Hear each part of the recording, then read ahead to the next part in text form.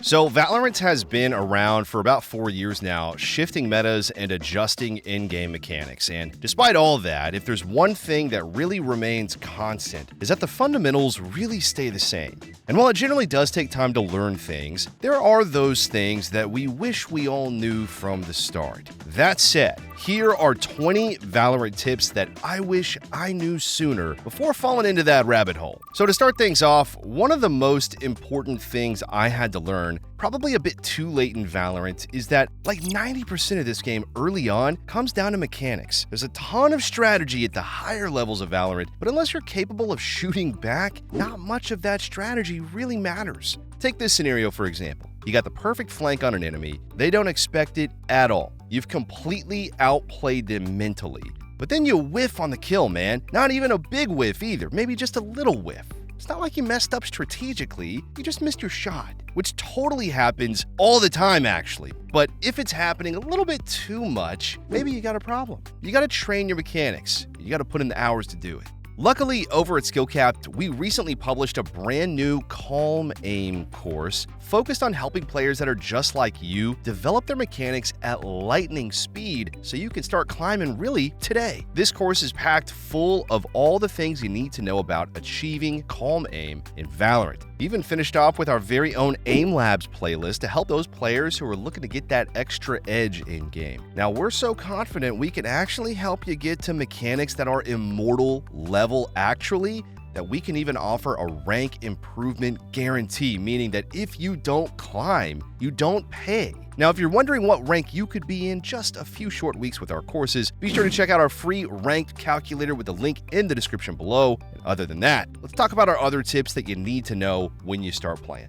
Number 2, learn how to do one-way smokes. A well-placed smoke is definitely great for controlling areas, but one-way smokes are even better for gaining dual advantages. Take time to study the areas of each and every map and really try to observe which parts can be smoked for a one-way. If they don't swing or push it, then you denied their entry. If they do, then you're going to have a better chance of picking them off. It's almost always a guaranteed win-win situation with these. Next up, make sure to learn your playstyle before the meta. Now, we all know how the Valorant meta always changes every now and then. And yes, knowing how and when to adapt to them is beneficial, but it's not what makes you win games all the time though. What you need to work on first is knowing what you're most comfortable with, as well as identifying your strengths and your weaknesses. Every Valorant player has their own style and their own identity. It's best if you find yours first and develop it over time, depending on what works and what doesn't for you.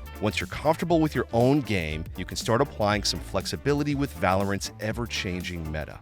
Another thing that I wish I knew sooner is to always keep an eye on the minimap. Each agent on your team has a vision cone on the minimap that provides a lot of info for you and your team. Having sufficient map awareness allows you to adjust according to the info that's given throughout the round. Think of how when you're driving, you don't just focus on what's in front of you. You keep it balanced by constantly checking your rear view and your side mirrors. In a less complex way, that's how minding your minimap works similarly. You can gain a lot of info just by keeping a watchful eye on that minimap. Now, in time, you might even be able to gather and give info from your minimap just by using your peripheral vision.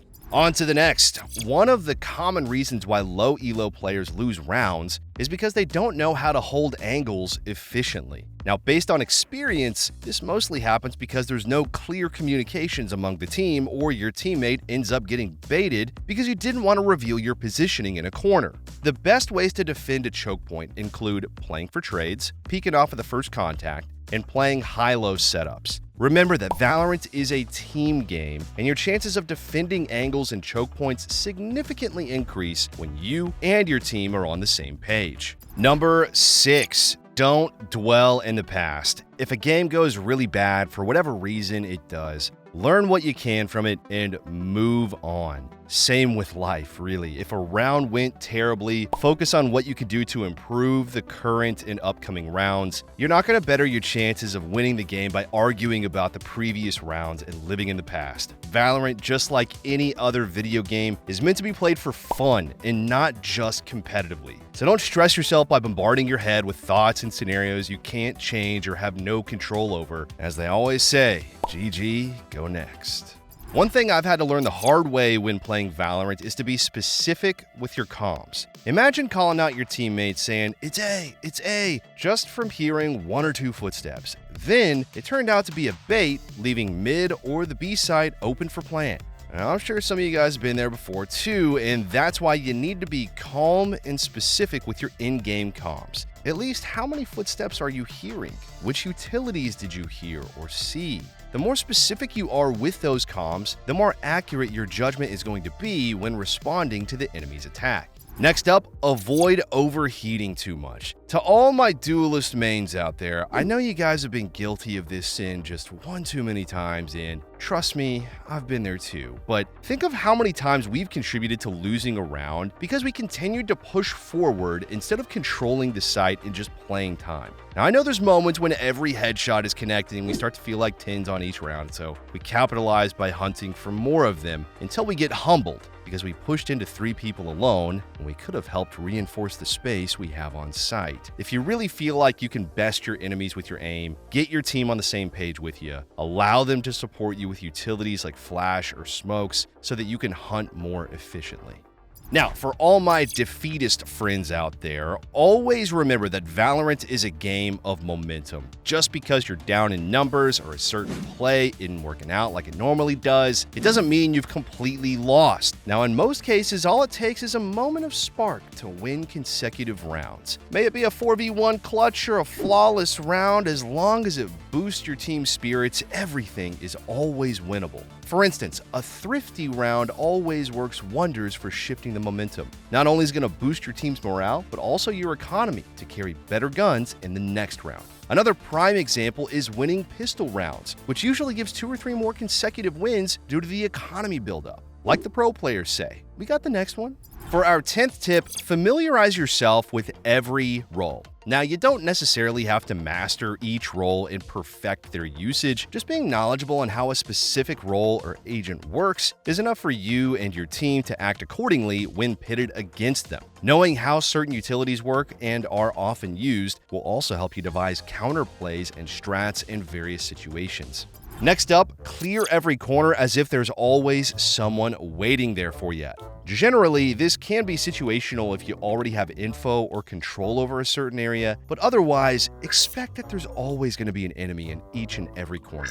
This is going to give you that muscle memory of clearing angles so that you won't get caught by surprise. It also helps if you pre-fire these corners at head level, just in case there's actually someone waiting there for you and you catch them off guard. If you get lucky, then that's an instant kill and potential cheating accusation from the enemy team. Don't be like this guy on 10 stream though, who half cleared a corner and then just ended up getting picked off. Number 12, and I cannot stress this enough, mute toxic players, especially if it becomes overbearing. We can't always control how other players behave, but we can at least control how we react to them. If there is absolutely no point in talking sense to them, just straight up mute them. There's no need for you to suffer because of their unpleasant behavior, so just keep your peace, play the game how it's meant to be played, and of course, utilize Valorant's report feature if deemed necessary.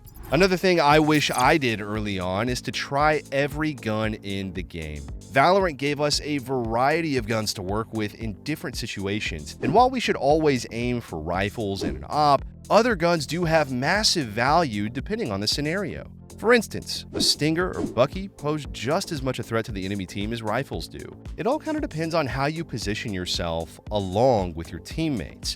Buckies are almost always good when playing in close and tight corners or even inside the smoke. You're usually guaranteed at least 1 kill, but it's also very much possible to pick off more enemies who are eager to trade. Then on the other hand, Stingers can absolutely be great for semi-close range running guns. As long as you stay a moving target, enemies who have Vandals and Phantoms are going to have a hard time tracing you. Once you get comfortable with each gun and how they work, you're going to be able to utilize them better and in the best applicable situations. When the going gets tough, trust in the power of your secondary weapon. Once in a while, we fall victim to a prolonged gunfight that zeroes our Vandal or Phantom. To save yourself from these situations, try to develop a habit of using your secondary when you have low or no bullets left. If a situation calls for a weapon switch, do not hesitate to do it. Just like Fluorescent here, after switching from Neon's ult to a Shorty upon entering the smoke. When it comes to your secondaries, always remember, a Sheriff can kill with one bullet, a Classic can kill with one right click, and a Shorty can easily destroy a full armored agent up close. On to the next. You should know when to throw in the towel and call it a round. Of course, this is always a case-to-case basis, and we try to believe that every round is winnable. You just heard us talking about it. However, if you're at a huge disadvantage against 4 or 5 players with an economy hanging by a thread, that Vandal or Phantom you save might just be the difference maker in the next round. Another prime example of calling to save is when you have an operator on a retake and you're still up against 3 or more players. An operator isn't something you can easily purchase every single round, so it might be best to hold on to that powerful weapon. Always factor in the remaining time, your team's economy, and how many players you're still up against. There's no shame in backing off for now, but coming back in the next round with a more strategic approach. When facing a red carpet in your match history here, follow the take a break after 2 consecutive losses rule. This is going to help lessen your stress and your frustration over bad games so you can avoid tilt queuing. After all, nothing good is going to come from continuing to queue matches if you're already in a bad mental state. So go ahead, do yourself a favor by taking that much-needed break. Grab a snack, hop on a different game, do some exercise, whatever it is that helps you relax. Never let some bad games ruin your entire day. Number 17, trust your instincts, but learn from your mistakes too. Now, this is most applicable when you're left to clutch, but it can be applicable to other do-or-die scenarios as well. The point is, do not hesitate. You absolutely have no time to second-guess your actions in clutch situations. If your gut tells you something, it's best to listen and commit to it rather than doing something else half-heartedly. Confidence comes from being certain of your actions, and if you hesitate, you're either going to end up an easier target for your enemies or just lose time during a round. Then, remember to reflect on your actions afterward, noting which decisions worked and which didn't. But don't dwell on it past learning from it, like we talked about earlier. Speaking of clutch situations, the next tip is to let your teammates clutch. When a friend is left in such a pressure-filled situation, let them do their thing. The more you bombard them with comms and micromanage their every move, the more they are just going to panic. At most, just give brief and essential comms, such as an enemy's last positioning or a gentle reminder of the remaining time. Unnecessary comms can also prevent them from hearing sound cues from the enemy team. Now, the only time you should suggest a play or a course of action is if they're visibly at a loss or if they openly ask what to do. Next up, don't be afraid to use your ult. Take it from Sam in this Phoenix VOD on Haven. There's a lot of times where we keep holding on to our ults because we feel that it would be a waste to use them on certain rounds. Scratch that mindset and always think that if it converts the round into a win, then that's an ult worth using. If you feel you're not getting that perfect timing to use your ult though, then just create your own opportunity for it. You'd be better off using it when you can to secure a round while giving yourself more chances to ult in a half. And for the 20th and final tip, celebrate even the smallest of victories. First up, well, how do we define a victory here? No, it's not just straight up winning matches. It's also setting realistic goals or objectives that you want to achieve during that game. For instance, let's say you wanted to focus on improving as a controller in this game by tightly smoking choke points rather than giving enemies space to retake. Try to observe that consistently throughout the game to see if you were successful. If yes, then that's a small victory you can celebrate on your path to improving overall. Valorant can have a steep learning curve, especially for first-time players. And that said, it can take a lot of steps before you can confidently say you're playing the game really well. Whenever you learn or master a certain mechanic, agent, or strat, give yourself a pat on the back. It makes each milestone worth the effort, which makes the learning process fun and fulfilling. All right, though, guys, before we wrap this up, let's tell you a little bit more about SkillCapped. So we offer a 5-division rank up guarantee, and we think that's a pretty crazy thing to offer. It's kind of like a gym membership guaranteeing you that you're gonna get ripped. Your local gym would probably go bust if they offered you that. But not us, because we've offered this for years because our service really does work. It works so well, in fact, that we're able to produce by far the largest catalog of premium Valorant guides on the internet. We add new courses every month with over 1,000 guides curated into over 50 courses. No one can compare. We also have a direct line of communication with subscribers in our Discord so that you can get connected immediately to some of the best players in the game who will respond to every question you ask. Sign up today for as little as $6.99 a month if you're serious about improving your game. So that's going to be all for this one today, everyone. Thank you so much for watching, and we'll catch you in the next one.